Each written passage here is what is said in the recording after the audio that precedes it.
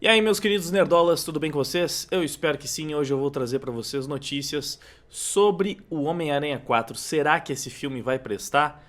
Bom, não deve ser surpresa pra vocês que eu tô bastante ansioso, ao mesmo tempo que eu fico meio preocupado, porque ultimamente a gente não tem tido como confiar muito na Disney, né? Tudo bem, tivemos aí Deadpool e Wolverine, mas com o Homem-Aranha eles erraram mais do que acertaram. Eu ainda não li a matéria, eu realmente quis deixar pra reagir aqui junto com vocês. Então, vamos dar uma olhada no que a gente pode esperar de Homem-Aranha 4 logo depois da vinheta.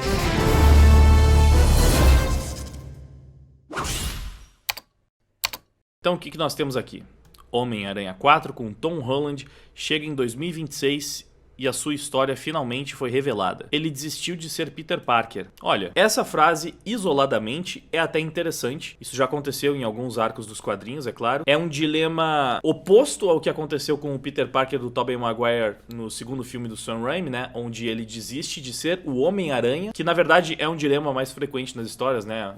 Spider-Man No More. Só que faz bastante sentido com a trajetória que a gente viu do Tom Holland no UCM, ele acabar desistindo de ser o Peter Parker. Porque no final de Homem-Aranha 3, o que ele faz é exatamente isso. Ele abre mão de tudo pra salvar todas as pessoas, ninguém mais sabe quem ele é, e a vida dele acaba resetando. Então ele meio que não tem mais motivo pra ser o Peter Parker, né? Ele perdeu o seu propósito, e o que sobrou foi o Homem-Aranha. Com o lema que ele finalmente aprendeu, né? Escutou ali da Tia May que com grandes poderes vem grandes responsabilidades. Então, talvez ele se apegue a isso pra viver mais como cabeça de teia do que como o jovem Peter Parker, dessa vez agora realmente ferrado, perdeu tudo, vivendo de aluguel, né? Sem ter todo o amparo do Tony Stark, dos Vingadores, que foi como ele já chegou no UCM. Então a minha primeira impressão com essa frase é positiva. Vamos ver o resto da matéria. Amy Pascal, produtora da Sony da franquia do personagem, adiantou os primeiros detalhes do novo filme do Homem-Aranha. O novo capítulo do super-herói mais querido está tomando forma. Depois de uma trilogia solo e algumas aparições importantes em filmes de equipe, Tom Holland continua sendo o Homem-Aranha. O ator mais uma vez assume o papel em Homem-Aranha 4, ok, né? Até aqui apenas o óbvio. Amy Pascal, produtora da Sony da franquia do personagem, deu novidades sobre o filme da Marvel, que já tem diretor e data de lançamento confirmada. Graças a ela, finalmente sabemos que história contará o quarto capítulo da saga. Vamos começar a filmar o próximo filme do Homem-Aranha com Dustin Daniel Cretton, como é a pronúncia desse sobrenome? Não sei. Esse cara aqui é o diretor de Shang-Chi, né? A Pascal elogia, fala, ele é um diretor maravilhoso. Adoro Luta por Justiça, adoro Short Term e Shang-Chi. Acho que ele fez um trabalho maravilhoso. O único filme dele que eu assisti foi Shang-Chi mesmo. Luta por Justiça, Short Term, isso aí eu não conheço, nunca ouvi falar. E o que eu poderia falar sobre a direção de Shang-Chi?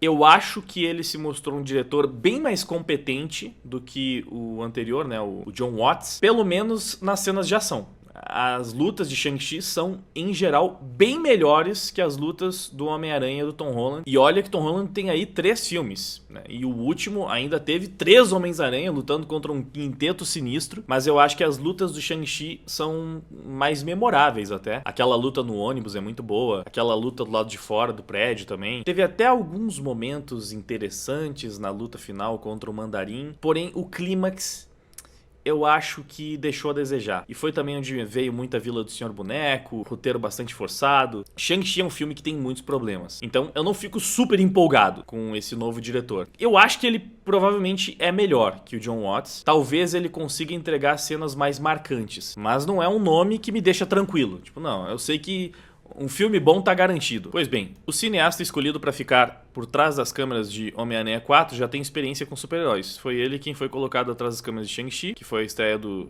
Simu Liu na Marvel. Ele substitui o Jon Watts, como a gente viu, né? Que dirigiu os 3 primeiros filmes. E é isso, essas informações eu já tinha até trazido, né? Após os acontecimentos no último capítulo da trilogia, a próxima etapa da vida do super-herói fica claro para Pascal. A produtora falou sobre a história do novo filme. Bem, temos que lidar com o fato de que ele decidiu que iria desistir de ser Peter Parker. Ele iria se concentrar em ser o Homem-Aranha, porque ser Peter Parker era muito difícil.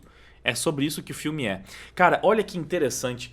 Seria o momento perfeito pra colocar uma Gata Negra realmente, porque o lance da Gata Negra é esse, que ela é mais apaixonada pelo Homem-Aranha do que pelo Peter Parker. É um enredo perfeito pra Gata Negra aparecer.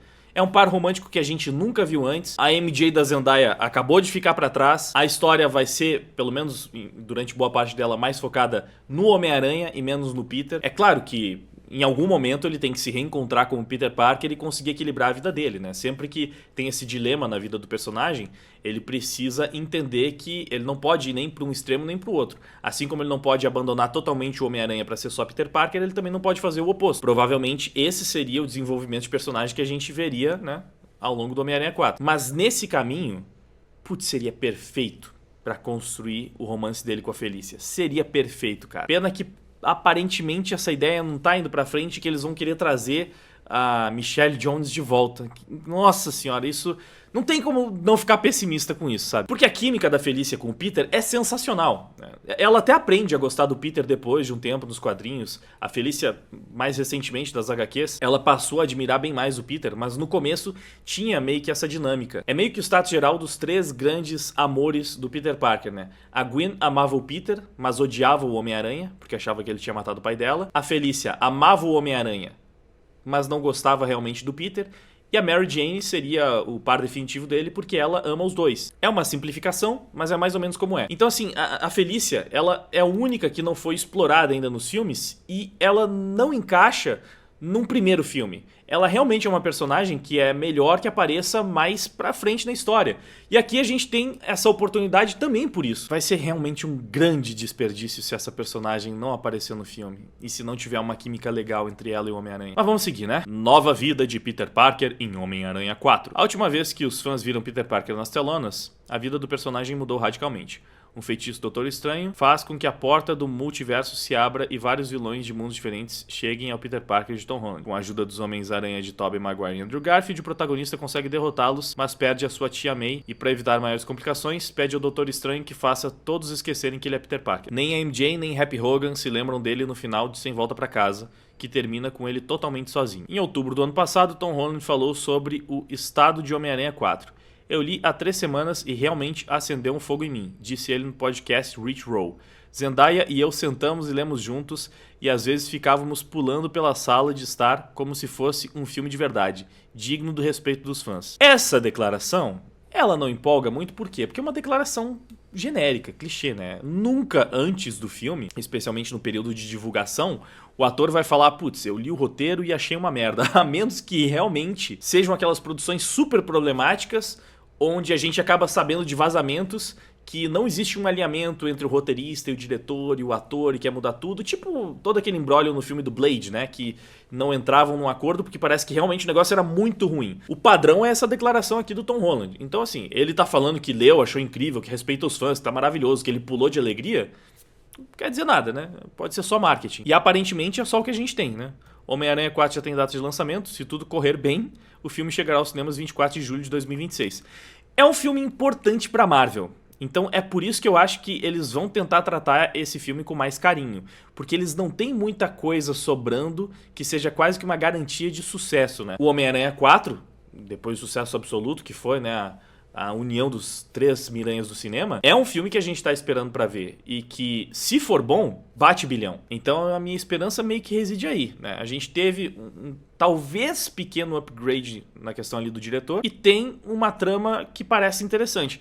Aqui a gente não teve nada daquela discussão sobre ser um filme grandioso ou mais autocontido, que é uma coisa que estão debatendo muito, né? Se eles vão fazer uma aventura cósmica, Aranhaverso e os caramba, ou se vai ser um negócio mais pé no chão, Rei do Crime, se tiver uma participação especial vai ser do Demolidor, negócio mais urbano. A questão é que mesmo que seja urbano, tem que ter um clima que se respeite, porque pra mim isso é uma coisa que falta muito no primeiro filme especialmente. Aquela batalha final com a Abutre é broxante, cara, sabe? Não tem nível de batalha final. O filme, ele não precisa ser uma ameaça intergaláctica, sabe? O Miranha pode salvar Nova York, né? Uma coisa que ele faz frequentemente. Só que tem que empolgar, né? A batalha final tem que te fazer voltar pra casa com a adrenalina lá no talo, tem que te fazer arrepiar na cena de ação. Isso tudo é importante no filme de herói. Eu até prefiro um filme mais autocontido pra essa continuação, eu acho, né? Muito embora também estão falando que pode ter a ver com a trama do Nu, né? Então pode ser um negócio grandioso. Olha, assim, o Miranha ele até funciona nesses dois contextos. O personagem só precisa ser respeitado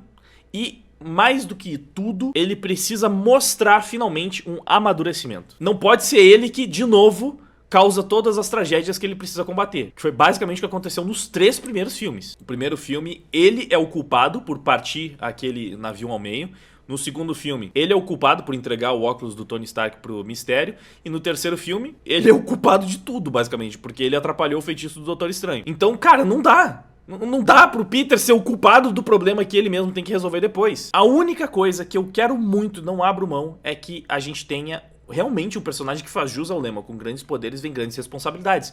Porque esse personagem do Homem-Aranha do CM é super irresponsável. Não faz sentido. O Homem-Aranha ser um personagem super irresponsável, o lema dele é sobre irresponsabilidade, cara. Então, acima de qualquer coisa, eu quero ver isso. Eu quero ver o Homem-Aranha amadurecido, responsável, um herói de respeito, que faça os seus fãs realmente terem orgulho.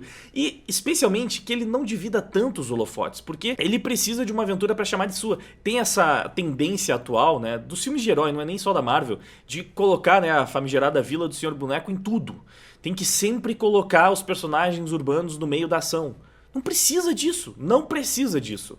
O Homem-Aranha pode resolver com a questão da ação ali sozinho. Se tiver um outro personagem super-herói ali pra ajudar, ok, né? Contanto que o destaque principal, o holofote, ainda seja dele. Agora, se colocarem a Zendaya pra ajudar a derrotar o vilão final, o Ned aparece ali pra ajudar também, ou mais algum novo personagem urbano que colocaram nesse filme, o Flash Thompson aparece lá no final pra ajudar a derrotar. Cara, não. Só não faça isso, por favor. E no final de Shang-Chi meio que tem isso, né? Tem a amiga estranha dele lá que aprende a atirar flecha num dia e já dá uma flechada mística, bizarra, que ajuda a resolver a batalha final. Eu quero ver o Homem-Aranha protagonista, sendo protagonista, resolvendo a parada. E de preferência uma parada que ele não criou. É isso. Como fã, é a minha principal exigência. E aí, é claro, né? Tem coisas que eu acharia legal, né? Como eu já falei, a Gata Negra. Assim, se a gente for voltar de novo na questão de que ele desistiu de ser o Peter Parker e tá mais focado em ser o Homem-Aranha, é uma trama que dá pra explorar justamente o amadurecimento, né?